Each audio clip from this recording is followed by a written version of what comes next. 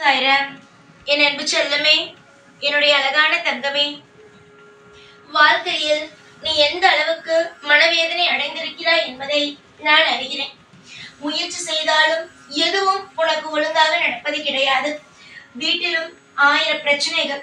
பிரச்சனையெல்லாம் தாண்டி உன்னுடைய வேலையை பார்க்கலாம் என்றால் அதிலும் உனக்கு அதிகமான தேவையில்லாத விஷயங்கள் ஒரு சந்தோஷமாக செய்யலாம் என்பது ஒன்றுமே உனக்கு நடப்பது கிடையாது.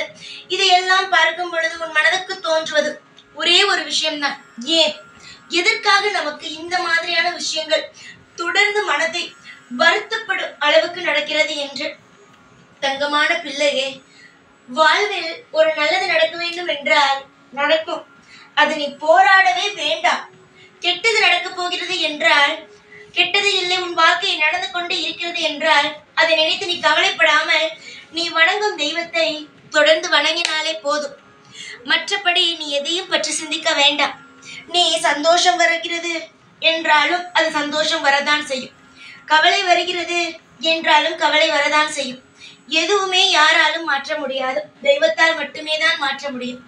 எந்த நம்பிக்கையில் நீ தெய்வத்தை நம்புகிறாயோ, எந்த நம்பிக்கையில் நீ என்னை வணங்குகிறாயோ, எந்த நம்பிக்கையில் என்னை வணங்கி என்னை பூஜைக்கு ஆரம்பித்தாயோ அதே நம்பிக்கையிலேயே இரு. உன்னுடைய வாழ்வில் நான் உன்னை உயர்த்துவேன். உன்னுடைய காலமானது அற்புதமான காலம்தான்.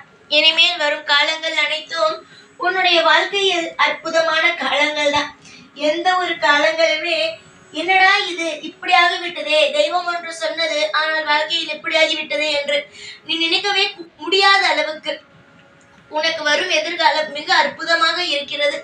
மனம் உடைந்து போய் இருக்கிறாய், ஆனாலும் உன்னுடைய முயற்சியை நீ கைவிடவில்லை.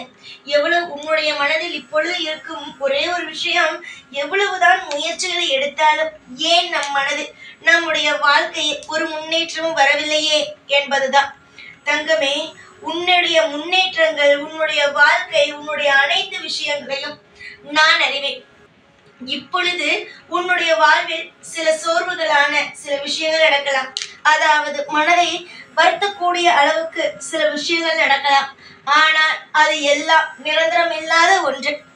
நீ நினைத்தாய் அல்லவா, நம் வாழ்க்கையில் சந்தோஷமோ நிரந்தரமாக இருக்கும் என்று ஒரு காலத்தில். அந்த நினைத்த ஒரு விஷயம் உன் வாழ்க்கையில் நிரந்தரமாக இருந்ததா? எவ்வளவோ பயங்கரமான விஷயத்தை எல்லாம் உன் வாழ்க்கையை பார்த்து விட்டாய். அதாவது பார்க்கக்கூடாத சில விஷயங்களை எல்லாம் பார்த்து விட்டுதான் கடந்து வந்த. நீ எதையுமே அனுபவிக்கவில்லை என்று சொல்ல முடியாது. அந்த அளவுக்கு உன்னுடைய வாழ்க்கையில் கஷ்டம் என்ற ஒரு விஷயத்தை அனுபவித்து விட்ட. ஆனால் அந்த கஷ்டத்தில் இருந்தெல்லாம் மீண்டு வந்துதானே இருக்கிறாய்.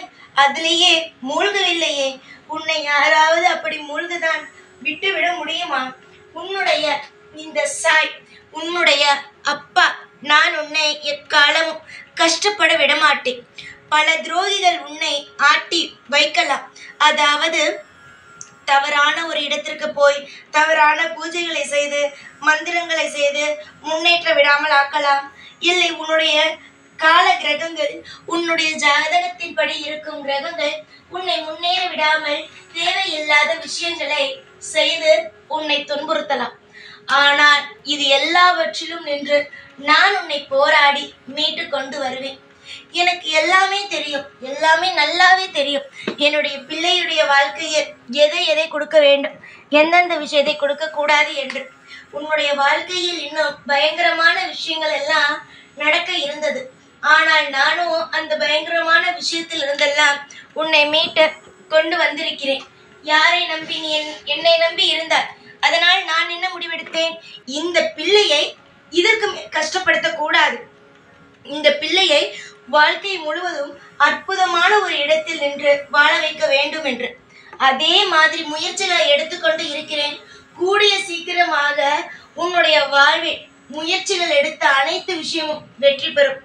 கண்டிப்பாக நீ இப்பொழுது உன்னுடைய வாழ்க்கையில் எதை நீ முயற்சியாக எடுத்து செய்து கொண்டு இருக்கிறாயோ, அதாவது முயற்சிகள் என்றால் நீங்கள் என்ன நினைக்கிறீர்கள், ஒரு தொழில் செய்ய வேண்டும், அதில் வெற்றி அடைய வேண்டும் என்பதா? அப்படியெல்லாம் கிடையாது. வாழ்க்கையை ஒரு நிலை கொண்டு வர வேண்டும். ஒருவனிடமிருந்து காப்பாற்ற வேண்டுமோ, இல்லை குடும்பத்தில் எல்லா விதத்திலும் பொருளாதாரத்திலும் ஒரு நிலையான ஒரு விஷயத்தை, தெய்வத்தை வணங்கி பொறுப்பாக குடும்பத்தை நடத்தி கொண்டு வருவது ஒரு வெற்றிதான், ஒரு செயல்தான். புரிகிறதா? எல்லா காரியத்திலும் நீ கண்டிப்பாக வெற்றி என்ற ஒரு விஷயத்தை அடைவாய். பல பேர் நினைக்கிறார்கள் சம்பாதித்து அதனால்தான் வெற்றி வரும் என்று. தங்கமே, ஒரு குடும்பத்தை அழகாக நடத்தினாலே அதுவே ஒரு வெற்றிதான். இங்கு நிறைய பேருக்கு குடும்பமே ஒரு அற்புதமாக அமைவது கிடையாது. காரணம் அவனவன் செய்து வரும் வினையானது. ஆனால் உனக்கு ஒரு அழகான குடும்பம் கிடைத்திருக்கிறது. ஆனால் அதில் ஏகப்பட்ட சண்டைகளும் சச்சரவுகளும் இருக்கிறது. நீயும் அதை அடக்குவதற்காக அதிகமாக போராடுகிறாய். போராட்டம் எல்லாம் முடிந்தது. இனிமேல் வரும் காலமோ பொற்காலம்தான். உன்னுடைய வாழ்வில் நான் எல்லா விதத்திலும் ஒவ்வொன்றாக பார்த்து விட்டேன். உனக்கு என்ன தர வேண்டும், உன்னுடைய வாழ்க்கையில் நீ எப்படி இருக்க வேண்டும், உன்னுடைய வாழ்க்கையில் இப்பொழுது என்ன தவறு நடக்கிறது, எல்லாவற்றையும் நான் பார்த்து விட்டேன். இனிமேல் நான் உனக்கு தருவது நிச்சயமாக நிலையானதாகத்தான் இருக்கும். பல பேர் உன்னுடைய முயற்சியை பார்த்து கிண்டல் செய்யலாம், கேலிகள் செய்யலாம், உன்னை கஷ்டப்படுத்துவது போல 1000 வார்த்தைகளை சொல்லலாம். ஆனால் எந்த ஒரு விஷயத்திலையுமே நீ எந்த ஒரு சிறிய விஷயத்திலையுமே நீ உன்னுடைய மனதை மட்டும் விட்டு விடாது. தொடர்ந்து நீ எதில் முயற்சி செய்கிறாயோ அதில் போராடு, வெற்றி கிடைக்கும். உனக்கு ஏதோ ஒரு வகையில் தடைகள் இருக்கிறது, எனக்கு நன்றாகவே புரிகிறது. தங்கமே, உன்னுடைய தடைகளை உடைக்க ஒரே ஒரு வழி இருக்கிறது. அதை மட்டும் நீ செய்தால் போதும். பெரிய விஷயமெல்லாம் அல்ல, பயப்படாது. இப்பொழுது எல்லாம் நீ நினைக்கிறாய், என்னிடமே காசு பணம் இல்லை, எனக்கு நீங்கள் சொன்னி என்ன பிரயோஜனம் என்று. இப்பொழுது இல்லை, எப்பொழுது உன்னால் முடியுமோ அப்பொழுது நீ செய்தால் போதும். உன்னுடைய குலதெய்வ கோயிலுக்கு போகும் பொழுது வெள்ளம், அதாவது கட்டி வெள்ளம், உருண்ட வெள்ளம் இருக்கும் அல்லவா, அந்த வெள்ளத்தை வாங்கிப்போ. உன்னால் எவ்வளவு வாங்க முடியுமோ, 1/2 கிலோவோ 1 கிலோவோ 2 கிலோவோ, உன்னிடம் பணம் இருப்பதை பொறுத்து 1/2 கிலோவோ 1 கிலோவோ ஏதோ ஒன்று வாங்கிப்போ.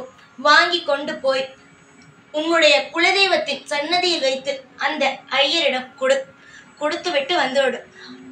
உன்னுடைய வாழ்க்கையில் இருக்கும் தடைகள் சுக்கு சுக்காக உடையும். இது அடுத்த வாட்டி போகும்பொழுதுதான் இதை செய்ய வேண்டும் என்பது கிடையவே கிடையாது. ஒவ்வொரு முறையும் செய். வாழ்க்கையில் எல்லாமே சில சமய தடைகளாக இருக்கும். அந்த தடைகளை உடைக்க இதுதான் வழி. உன் குலதெய்வ கோயிலுக்கு போகும் பொழுது உருண்ட வெள்ளம், உருண்ட வெள்ளத்தை நல்ல வெள்ளமாக எடுத்துக்கொள்ள வேண்டும். உருண்ட வெள்ளத்தை எடுத்து போய் அது 1/2 கிலோவோ 1 கிலோவோ எவ்வளவோ உன்னால் எவ்வளவு வாங்க முடியுமோ எடுத்து போய் உன் வீட்டில் தான், அங்கு போய் வாங்கக்கூடாது. முக்கியமாக ஒன்று தெரிந்து கொள், வெள்ளத்தை கோவில் வாசல் எல்லாம் வாங்கக்கூடாது. உன்னுடைய வீட்டில் இருந்தே முதல் நாள் வாங்கி வைத்து விடு, உன் வீட்டில் வைத்து விடு. முதல் நாள் வெளியே போய் கடையில உருண்ட வெள்ளத்தை வாங்கி வீட்டுக்குள் வைத்து விடு. இரவு முழுவதும் இருக்கட்டும், ஒரு நாள் முழுவதும் இருக்கட்டும். மறுநாள் கோவிலுக்கு போகும்போது மறக்காமல் அதை எடுத்துட்டு போய் கோவில்ல கொடு. நிச்சயமா உன் தடை நீங்கும், உன் குடும்பம் செழிக்கும். அற்புதமான ஒரு மாற்றம் உன்னுடைய வாழ்க்கையில் வர ஆரம்பிக்கும். இந்த சாய் சொல்கிறேன், ஒரு முறை செய்தாலே உனக்கு அத்தனை பலன் உண்டு. நீதான் இன்னும் செய்யாமல் இருக்கிறாய் தங்கமே, அத்தனை பலன்கள் உண்டு. உன்னுடைய வாழ்வில் நீ பட்ட அனைத்து விஷயத்திற்கும் மிக மிக பெரிய ஒரு மாற்றங்களாக இருக்கும். காலப்போக்கில் எல்லாம் மாறும். நீயே சொல்வாய், நீங்கள் சொன்னதை நான் செய்தேன், என்னுடைய வாழ்க்கையில் ஒரு மாற்றம் கிடைத்து விட்டது என்று நீயே என்னிடம் சொல்லி நன்றி கூறுவாய். அப்படிப்பட்ட ஒரு விஷயத்தை சொல்லியிருக்கிறேன். ஆனால் இதை அப்படியே போய் நான் இதை செய்ய போகிறேன், இதை செய்ய போகிறேன் என்று எல்லோரிடமும் சொல்லிவிடாதே. புரிகிறதா?